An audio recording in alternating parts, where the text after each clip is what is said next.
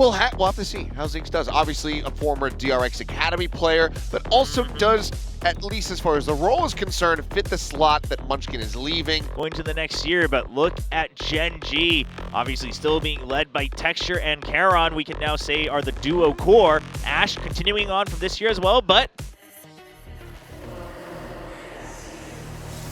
Welcome to SVL.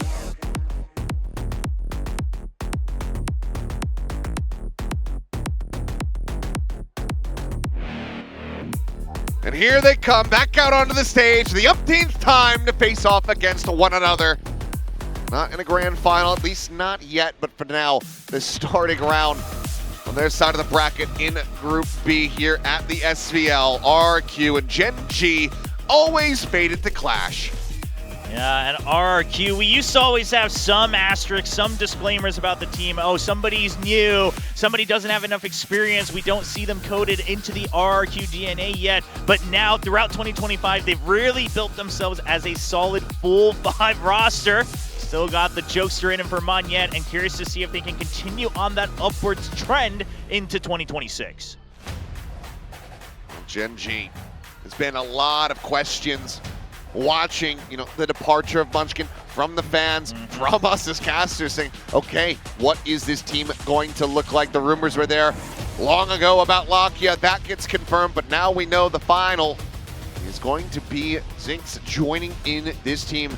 Another rookie added to the slate of rookies that we have here for 2026 in Pacific. And of course, we've got Texture back on the big stage. Now, of course, Lakia returning to great fanfare. That's Zinx, for those who are seeing him for the first time. Now leaving the Academy scene before under DRX's leadership and joining Gen G for this tournament. Now you have the coaches walk out. Jovi at the helm for the first time for RRQ. It's going to be Perry during the walkout, but we did see all 3 coaches for Gen G in the arena today, so I'm sure they'll be joining the huddle. And there they go, solo walking out. I'm sure HSK will follow as we take a look at the map, bans, and picks. Some crowd gone here from Gen G. Fine going to be taken away, and Gen G still going to be leaning on Haven. It was a big pick for them in the past under the guidance of Munchkin. We were talking about it yesterday when T1 played this map, how he likes to really abuse those Viper walls and slink around and get on the lurk. That is the big question. Can he shake that off? He's still going to be playing the Neon, so as far as Gen G is concerned, they say, well, it's not broke, don't fix it. You don't need to fix it, so they're just going to keep running with what they've got. RRQ are more than happy to match. Going to be starting on defense with that Viper wall across the sights and a late Viper screen, but Texture just gets picked off. He's just dead off the rip. Xfero has just absolutely destroyed him with that Sheriff. Crazy guy. Well, right click as he swings into the corner. Does get the spot out there onto Ash. Yeah, I feel like that was supposed to be a big fake that draws a lot of time with the fast lane and toxic screen, but now you've got backup here for RRQ. It's a 3-man stack. Spot out there. Damage going to be dealt with. Count pushing forward past that wall. Is able to find Cushing. Crazy guy will also get taken down. Monette lining up too. However, Jemkin lines up the rest. The pistol goes the way of RRQ. Jemkin on Neon certainly isn't something that we've seen too much of. Well, crazy guy, of course, has moved on to that main controller role towards the end of this year. He's been sticking with it. Charon going to be looking to go on a lurk here, but Jemkin at the ready from that A-Link side. Catches him here on the B side. Spike still being brought forward, but now it's on the floor. Another kill here for Jemkin. Looking to fast track that overdrive. Just going to be a couple charges away as he hits the halfway point. Ash forward into the smoke. Went undetected by the drone, but is only able to find a smattering of damage rather than a kill. So RQ very well slated. As Crazy Guy can try to back away. Oh, Crazy Guy will even catch him on the mid slide. And then they've got their own Viper on the C side as well to delay. Solid setup. It is, but it's a solid shot. Zinx to get himself on the board. Something here on the big stage, finds that second, tries to get the transfer over to Crazy Guy. It's not going to be able to make that happen. Monette peeking out of garage. Quick shot, takes down Charon. Taking it now to a 3v3. Relay Bolt not going to be connecting. There's the spot out. Xfero will fall. Lakia back, but Monette finds another. It's already so much damage done against Gen G. This is already fantastic, whether it's a round win or not. Drone up over the top. Lockyer trying to go for this one, cancels it. Somehow doesn't go down immediately, but then eventually will be flushed out as Maniet looks to try to seal the deal here on the bonus conversion, but he will find both. Texture for now, still not able to get himself on the board with a kill. Just Fury. It's going to be opened up. Built it very early from Lockyer. He does manage to take down Maniet. Texture, however, will still be traded out. Seems like they might be reading this, but do they have a way of trying to clear him? No. Lockyer just faces forward. He and Ash will both hit the floor. Well, in theory, this round pretty much seems like it's on its last page. Just to try to get all of the rifles out. 10 seconds left. Here they go. Well, it's a nice shot from Karon. Still got that aim. And that should seal the deal and dissuade RRQ from pursuing any further. But still, a 2-round lead once again established. They move up 3-1. Yeah, and then Karon holding the other one. So eventually they're going to try to push and pull like they are right now, keep RRQ on a back foot of the default, and then go as 5. But look at RRQ re-aggressing. This is a good re-clear, and they get the kill. Yeah, I like the tuck, but obviously just with a classic. He's in a bit of a rough spot. Push forward, drone over the top, a nano swarm towards default to try to interrupt the plan as Ash goes in. He does manage to clear that out. So Lance is in here for Gen G, player disadvantage.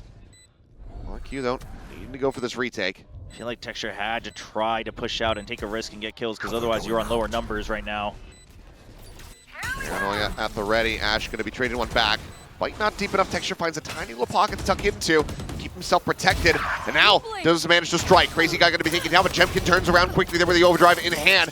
Zaps him to death, and Ash just wound into a fine paste by that nano swarm.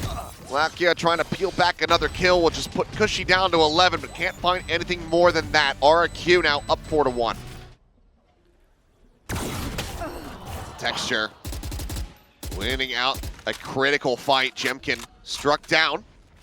Is everything taken away from this setup of Xfero. Pushes forward through the smoke to try to find a pick. He's unable to find it, and then Zink's now striking on that lurk. Finding Maniet in transit towards C. Overall good map calls coming in from Lockyer for the Gen G squad on this one.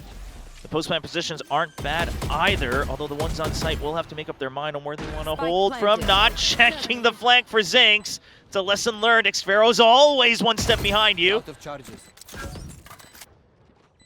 Finds that kill. At least make this a bit more costly and slow the roll of the economy, but RRQ still in a strong position. Could try to make a go of this one, but push forward into the smoke. Lockyer able to find one. Karon gets the other. That's the op now down on the floor once again as Crazy Guy not able to hold on to it. Xfero's going to try to maybe recover it, but we'll just send Karon packing back away, but gets the wider angle, gets the headshot, and Gen G get the round win. Zinx could be in trouble. Try to hold his own, finds the first, the swing back out, gets the second. Maniet striking, will be able to peel back that kill, but Lockyer at range will find 2 of his own. And that leaves now just Xfero with a judge to try to see if he can pull a rabbit out of a hat. I am so curious on how Lockyer was able to get this read on him, because there isn't really any strong indication that it's going to be a judge play on one side. Sure, you would have assumed that there's a push out of A, given some of the util that was used in the silence afterwards. But then to be able to bait them out even further off of that, be ready for the trade, and avoid the judge altogether on their entry onto the site eventually. Well, this does open up for Xfero to just wrap into lobby. It would be very solo-like to do that. If Texture goes sprinting into spawn, this could be bad, but he gets the weapon out in time. Information. Trying to pull off a thrifty, but look at the damage on the Jemkin off the rip. Just this counter spam through. This Texture now sliding out into window, finds Crazy Guy alone and isolated at the top of the B site. This Texture actually sends the overdrive, and there's a timing shot. Karon dead. Rising tries to go for the setup. Texture now swooping in from sewer, but no spot to be had as Pit is going to be dropped as well, but it's cutting off the complete wrong angles. There's no one there. Obviously now Gen G's starting to realize this one is Hunter's Fury is going to be committed by Cushy. I mean, this is a lot of commitment for RRQ. I mean, both sides. 2 ults from Gen G, but they're at least the ones who are looking like they're going to get the round win, unless Xfero can really put this Vandal to use. And Lockyer scoops up the Outlaw. He comes up with a 4K to get Gen G 4 on the board. Nice Xiao, the drone, Gonna be coming in, but doesn't get the spot too much, nor will Gen G's. All banged down before it really makes its way into the garage whatsoever. Slide forward though, Texture looking for the catch, finds it, Cushy. Struck down. And like you said, time is starting to tick. 14 seconds remaining. Spotted on a one, Xpero so far forward though, it means that he can't try to go in for the lockdown, but Moniette's still here, finds one crazy guy, takes out Texture. Nearly finds the shot there on the lock. He's just gonna go swooping forward as they all line up for him. Tap it and fuse. Jemkin will find the headshot, so timeout ends up working. RRQ. Gen G, economy's been built up, so it's going to be very healthy for them as Jemkin plays it patiently, waits for a little bit of a wider shot, a clearer angle. Texture does get taken down off the rip once again. Push forward, Caron with a great adjust. There's the turret into a kill onto Xpero, now sets up the lockdown. So trying to exec here onto this C site, but Moniette finds him at the base of the stairs below window. Jemkin gets the shot, the lockdown's destroyed. The plan has completely gone awry here for Gen G. The repeat back in towards long, Lakia dead, the spike on the floor, and sinks. And RRQ is able to bait them into these fights that they're just not ready for. And so Gen G might still be a timeout afterwards, depending on how that discussion has gone. The rest of the teams are in the scale, but it seems like RRQ have a very good idea of this. Yeah, they've already cleared out all the possible suspects. Well, Xpero actually, just too many corners. Check while Texture's working the other side of the map. Yeah, I mean, just actually playing the entirety of the map at the moment here are Gen G. And now with Texture's entry onto A, RQ's like, well, where's the spike gonna go? So Jemkin comes slinking back in, does catch him in the corner. Nash trying to get set up for that interception, but just gets the spot, backs out. TP's into the back of sight. Finds crazy guy as well. Okay, the play call here from Gen G looking fantastic as they're immediately on the hunt, looking to try to take down this Neon. And Caron's got him pinned in. Well, if nothing else, if RRQ wanted to try to usher Gen G elsewhere with that, they absolutely kind of have. Now the exec gets ready to come in as Lockheed just says, okay, I'm going to send this one, see if I can find anything, and he does. Xpero going to be taken down. Push forward here from Cushy, but cannot win the fight. Up and over the top of the box, so is Crazy Guy, as the time is gone. The round is over. Moniette will just put him down nice and easy. Very puzzling, time-wasting plays, you could say, I suppose. Early damage found Moniette down to a sliver. Sets up the bite. He might be the one finding the kill, but it's going to be Ash taking the first as Lockheed gets a second. Jemkin trading one back. Slide into the corner. Quick headshot there from Texture. Gets the follow-up on the Crazy Guy. Just Xpero now with the Sheriff in hand, trying to see if he can bail himself out. Two players down to one-tap range. The spike is now a world away.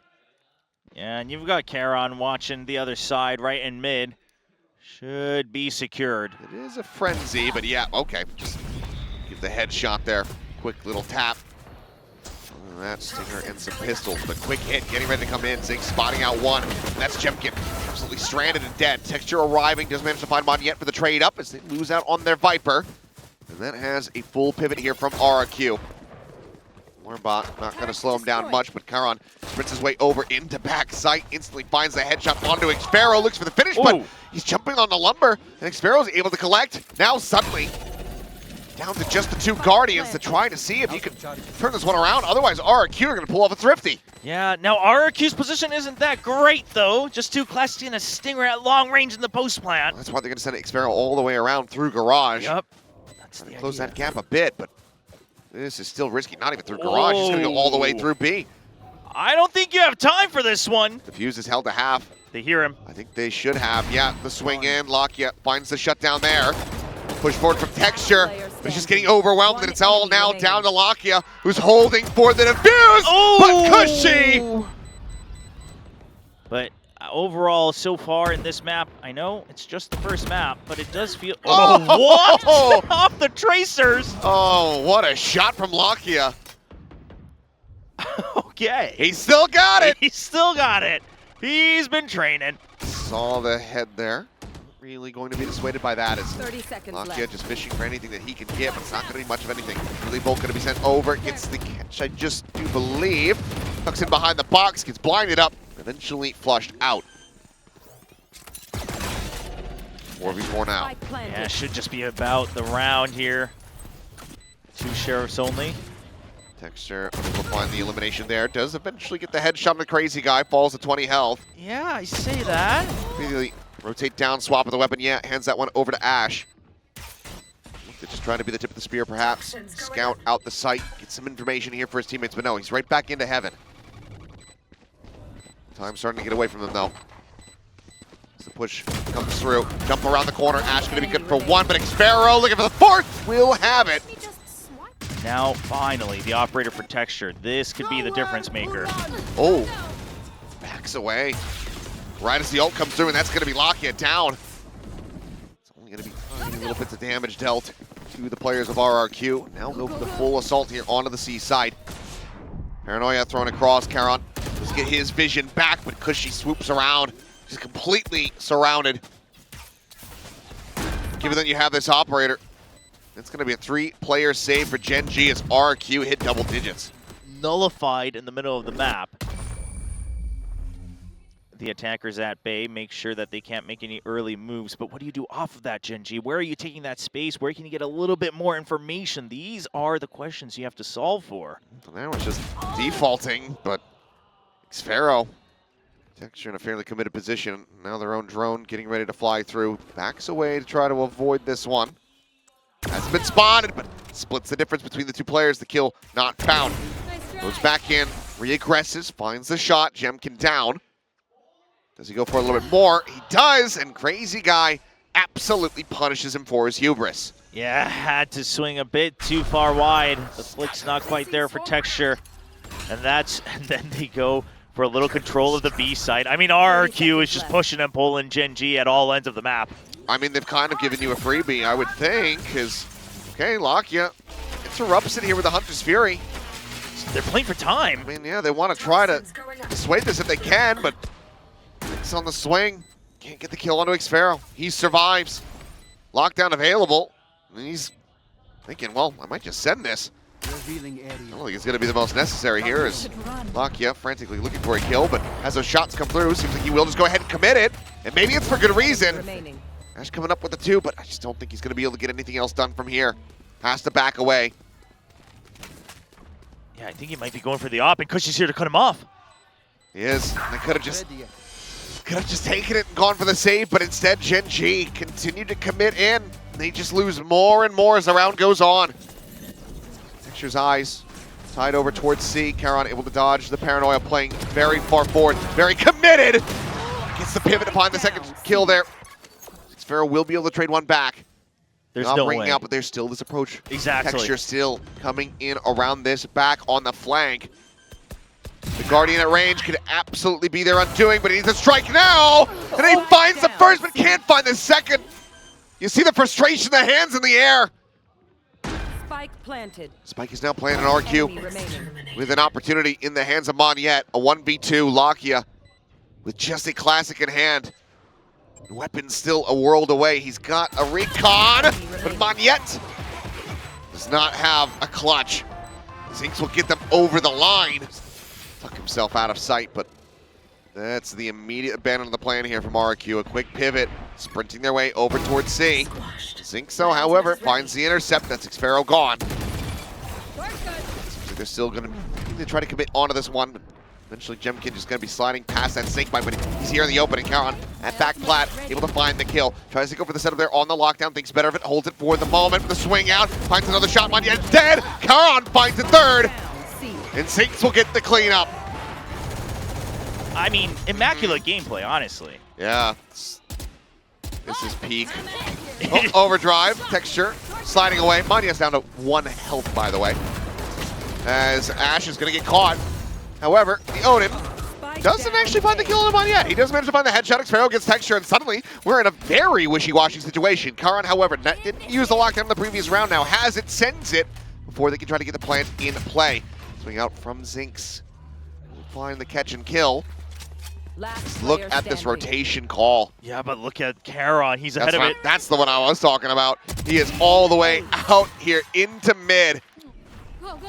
Smoke over onto the C-Link. Fast entry attempted here, but Paranoia holds them back for the moment.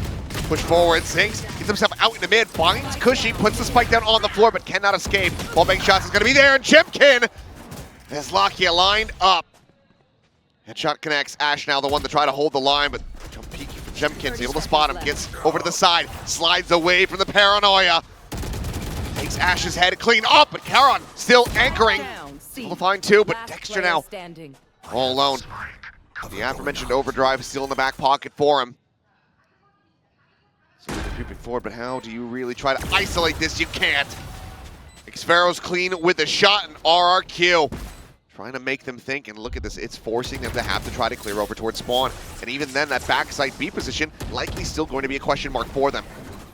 Karon, however, tucks into the corner, able to find one. Jumkin gonna be taken down! As Karon manages to find three! Down, C. Oh, and like flies into a spider's web. RRQ just laying right in front of his fangs. Running it now here within the smoke, but pretty much all angles covered. As he will fall, Gen G. For the moment, just Ash boosted up on top of the box to try to get the spot out, but Texture dialed in on the angle and long, but a bit too much movement. The shot goes high, and Jemkin does take him down. Now suddenly, Ash is left alone. Relay bolted. Oh, Jemkin, the smooth criminal, sliding across with a headshot. Damage suffered there for Crazy Guy, down to 30. He gets his way into the corner, but still a player advantage. The operator recovered, handed to Xfero. Looks like he's just gonna go for the peek in towards the link. Positions aren't bad for RRQ. Death for Gen G is absolutely devastating. Lakia now gone. Here on the corner, unable to find the flick. Karon gets rid of one, but Jemkin is just so damn deadly. Now the overdrive. There's a lockdown in play. He's trying to flush them out. He's trying to get them out of the sight. But he's swinging it early. Does win the fight that he absolutely needed to. Hunter's Fury coming through in the time.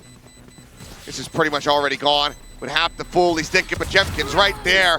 Closes it out with a 4K, a thrifty, to lock up a 13-10 scoreline as RRQ, best Gen G.